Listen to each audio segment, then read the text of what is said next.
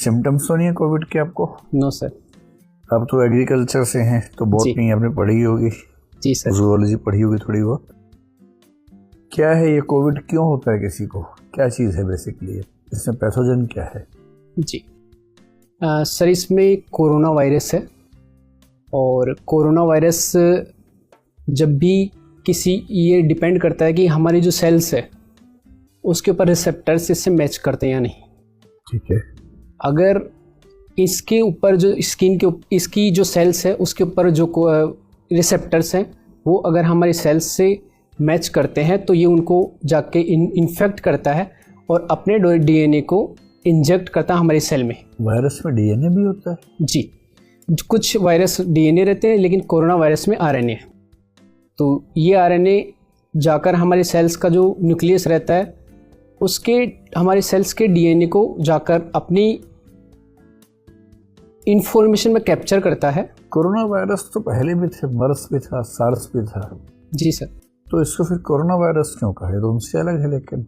जी sir, corona virus पहले भी था लेकिन इसमें जैसे म्यूटेशन होते रहते हैं तो ये प्रीवियस जो सार्स जो पहले था। तो सार्स का म्यूटेंट है? जी सर, SARS-CoV-2 सार्स का म्यूटेंट है? जी सर। या सेम फैमिली का है लेकिन म्यूटेंट नहीं है? सर उसी फैमिली का है बट मुझे ये पता नहीं है कि उसका म्यूटेंट है एग्जैक्ट। नहीं, म्यूटेंट कैसे हो उसका? नहीं, ऐसे तो कहीं रिपोर्ट नहीं है कि म्यूटेंट है उसका। मतलब फैमिली सेम है, जैसे मर्स का म्यूटेंट सार्स नहीं था। जी। सार्स का म्यूटेंट SARS-CoV-2 तो नहीं माना जा रहा है, फैमिली सेम मानी जा रही है मेरे ख्याल से। बहरहाल, तो ये बताएं कि जो एंटीबॉडीज होती हैं जी सर, कैसे काम करती हैं, और अगर एंटीबॉडीज बनती हैं तो ऐसा क्यों होता है कि वैक्सीन लगवाने के बाद भी या कोविड होने के बाद भी फिर से कोविड हो जाता है किसी को?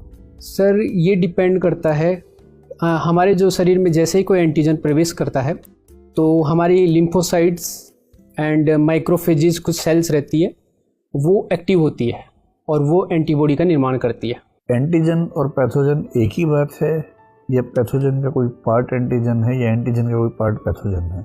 जी सर, एक पैथोजन एंटीजन की तरह बिहेव करता है और भी पार्टिकल्स हैं। क्या पूरा पैथोजन एंटीजन होता है या पैथोजन का कोई पार्ट एंटीजन होता है? सर इसमें पूरा पैथोजन भी एंटीजन की तरह बिहेव कर सकता है और उसका कोई पार्ट भी एंटीजन की तरह बिहेव कर सकता है। बहुत बढ़िया। तो मुझे सिर्फ ये बताइए कि ऐसा क्यों होता है कि एक बार कोविड होने के बाद जी एंटीबॉडीज बनने के बाद फिर से कोविड हो जाता है?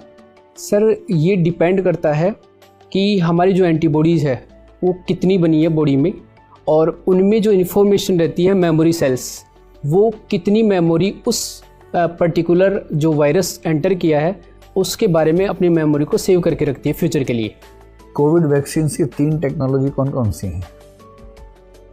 मतलब जैसे फाइजर मॉडर्ना किस तकनीक पे काम करता है, कोविशील्ड किस पे है?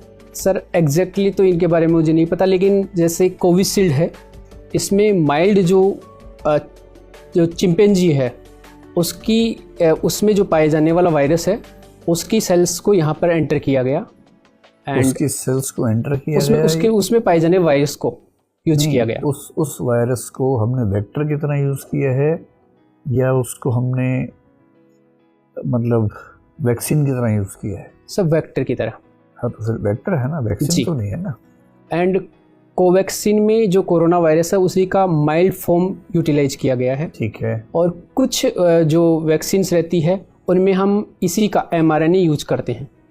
mRNA तकनीक पर पहली वैक्सीन शायद बनी है दुनिया के इतिहास में। जी ठीक है। आप एग्रीकल्चर में सब बातें पढ़ते होंगे थोड़ी बहुत? जी सर।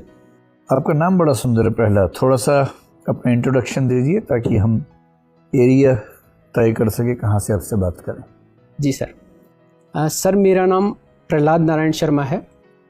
मैं राजस्थान के जयपुर ज़िले के खवारानी जी गांव का रहने वाला हूं और मैंने अपनी प्रारंभिक शिक्षा सरकारी स्कूल से की है। उसके बाद मेरा जो ग्रेजुएशन है वो डॉक्टर पंजाबराव देशमुख कृषि विद्यापीठ अकोला से मैंने कंप्लीट किया। अच्छा, महाराष्ट्र के रहे थे आप? जी ठीक है। उसके बाद मेरा MSc जो था वो मैंने Indian agriculture research institute Pusa new Delhi से कंप्लीट किया है। एंड सर मेरी हॉबी है रनिंग, स्प्रिंटिंग एंड कुकिंग। तो एग्रीकल्चर में ही आपकी रिसर्च है पूरी और ऑप्शनल सब्जेक्ट भी एग्रीकल्चर है। कल्टीवेशन, तो कल्टीवेशन में जितने भी डिफरेंट डिफरेंट फॉर्म्स है कि उसमें हम प्लॉगिंग करते हैं, वीडिंग करते हैं, तो डिफरेंट डिफरेंट वे जो रहते हैं उन्हीं को यहाँ पे कल्चर एज ए यूटिलाइज किया जाता है। तो जो हम संस्कृति के लिए कल्चर यूज़ करते हैं, क्या उस कल्चर और इस कल्चर में कोई कनेक्शन बनता है या केवल संयोग है? सर इसका एग्जैक्टली तो मैं अभी आइडेंटिफाई नहीं कर पा रहा हूँ, लेकिन जो कल्चर है इसमें कल्टीवेशन, जो हमारा जो कल्चर रहता है जैसे नॉर्थ ईस्ट वेस्ट डिफरेंट, और यहाँ पे जो कल्चर है वो कल्टीवेशन से है, लेकिन वो कहीं ना कहीं यहाँ यूटिलाइज होता है। अगर हम देखें साउथ में तो वहाँ पर जो राइस का कल्टीवेशन है उसके डिफरेंट टाइप्स हैं। अगर हम नॉर्थ में देखते हैं तो यहाँ पर जो कल्टीवेशन की डिफरेंट विधियाँ हैं, जहाँ पर पानी किस टाइप से देना है, साउथ में किस टाइप से पानी देना है, फ्लडिंग, तो कहीं ना कहीं कल्चर और जो यहाँ पर कल्टीवेशन है वो कहीं ना कहीं जुड़ाव है। प्रहलाद की क्या कहानी है हमारे हिंदू धर्म के इतिहास में? जिससे जो प्रहलाद है वो विष्णु पुराण में एक कहानी है जिसमें प्रहलाद भगवान विष्णु के भक्त रहते हैं, लेकिन उनके फादर जो रहते हैं उनकी भगवान विष्णु से एक शत्रुता रहती है। तो प्रहलाद को वो कहते हैं कि आप विष्णु भगवान की जगह मुझे भगवान मानो। तो प्रहलाद के दिमाग में तो विष्णु भगवान की जो छवि बनी हुई है वो एक तरह से प्रेम, उन्हीं के प्रति प्रेम है, तो वो मना करते हैं। तो फिर फादर को गुस्सा आता है और वो उनको डिफरेंट टाइप से मारने की, जैसे पहाड़ से फेंक देते हैं, फिर सांप से एक बार कटवाने की कोशिश करते हैं, लेकिन लास्ट एंड फाइनली और जो उनकी बुआ है प्रहलाद की, होलिका, उसकी गोद में भी उनको बिठाते हैं ताकि वो जल जाए होलिका दहन के रूप में। तो फिर भी प्रहलाद बच जाता है and last and finally Vishnu भगवान नरसिंह का अवतार लेते हैं और उनके जो फादर रहते हैं हिरण्यकश्यपु, उनको उनका वध कर देते हैं। सर क्यों अवतार लेना पड़ा विष्णु जी को? तो वैसे ही मार सकते थे। सर विष्णु जी के पास बहुत सारी पावर थी तो पहले भी मार सकते थे, लेकिन जो हिरण्यकश्यपु था उनको एक वरदान था कि ना कोई पुरुष, ना कोई स्त्री, ना दिन में ना रात में, ना घर के बाहर ना अंदर, कोई नहीं मार सकता उनको। तो विष्णु को नरसिंह का अवतार लेना पड़ा। ये वरदान दिया किसने था? सर ये वरदान देवताओं ने दिया था, शायद ब्रह्मा जी ने दिया था। अच्छा जी। तो ये जो नरसिंह अवतार की धारणा है जी सर, जिसमें हम देखते हैं कि एक ऐसा प्राणी जिसका सिर शेर वाला है और बॉडी ह्यूमन बीइंग वाली है। हम गणेश जी के मामले में देखते हैं कि बॉडी ह्यूमन बीइंग जैसी है और सिर हाथी का है। जी। इसी को आपकी बायोटेक्नोलॉजी में जीनो ट्रांसप्लांटेशन कहते हैं। जी सर। तो जीनो ट्रांसप्लांटेशन जो हमें मिथकों में दिखता है, धर्म में दिखता है, और जो रियल डेवलपमेंट्स हैं उनमें कितना मैच है? क्या अभी ऐसी संभावना बन पाई है बायोटेक्नोलॉजी में कि हम किसी व्यक्ति का गर्दन के ऊपर का हिस्सा चेंज कर सकें? क्या विज्ञान वहाँ तक पहुँच पाया है अभी? जी सर, अभी तक जो विज्ञान है उसमें अगर हम किसी दूसरे जीव का अगर कोई भी अंग ट्रांसप्लांट करते हैं तो सबसे इम्पोर्टेंट है कि उसके सेल में जो डीएनए रहता है वो किस टाइप की प्रोटीन्स बना रहा है, और उसमें जो क्रोमोसोम है, क्रोमोसोम के लेवल पे अभी मैचिंग नहीं है पूरी तरह। अभी तक बाकी एनिमल्स के कौन कौन से अंग हमने ह्यूमन बींग्स में अप्लाई करके देखे हैं जो सफलतापूर्वक हो गए? जी सर अभी हाल ही में हमने जो पिग है उसके लीवर को ट्रांसप्लांट किया था एक व्यक्ति में जो 1 महीने तक जीवित रहा था। और हार्ट भी पहले कर चुके हैं पिग का? तो शायद हम सर एग्जैक्टली इसके बारे में मुझे नॉलेज नहीं। पिग का हार्ट तो पहले ट्राई कर चुके हैं, कई बार ट्राई कर चुके जी। हैं। और इसके अलावा? सर इसके अलावा मुझे अभी तो पता नहीं। किसी और एनिमल का कुछ भी यूज़ नहीं किया अभी?